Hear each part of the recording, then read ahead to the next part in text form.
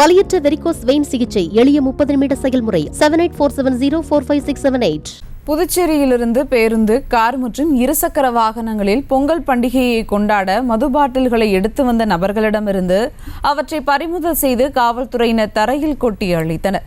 கூடுதல் விவரங்களோடு இணைகிறார் செய்தியாளர் பாரிவலல். வணக்கம் பாரிவலல், விவரங்கள்.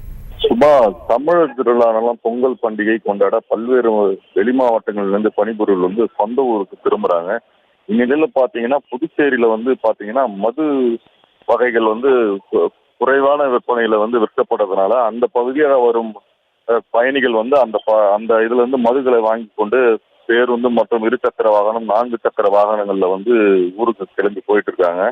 இது குறித்து தகவல் அறிந்த கடலூர் மதுவிலக்கு போலீசார் மற்றும் கடலூர் புதுநகர் காவல்துறை ஆய்வாளர் குருமூர்த்தி ஆகியோர் தலைமையில சோதனை சாவடியான ஆல்பேட்டை பகுதியில வாகன தணிக்கையில் ஈடுபட்டு இருக்காங்க. அப்போது பாத்தீங்கன்னா கார் மற்றும் இருசக்கர வாகனங்கள்ல பாண்டியிலிருந்து உயர் ரக மதுபானங்களை கொண்டு வருவது கண்டுபிடிக்கப்பட்டு அதை கண்டறிந்து அதை எடுத்து கீழே கொட்டி அழிக்கிறாங்க.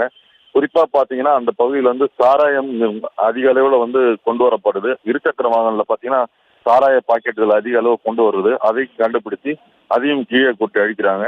இதுக்கு காரணம் பாத்தீங்கன்னா பொங்கல் பண்டிகையில பாண்டிச்சேரியிலிருந்து தமிழக பகுதிக்கு அதிகமான மதுக்கள் கடத்தப்படுவதாக வாடிக்கையாக இருக்கு. அதை தடுக்கும் வகையில கடலூர்ல பாத்தீங்கன்னா கிட்டத்தட்ட 6 சோதனை சாவடிகள் அமைத்து தமிழக போலீசார் அந்த பகுதியில கண்காணிப்பு பணியில தீவிரமா ஈடுபட்டு வராங்க.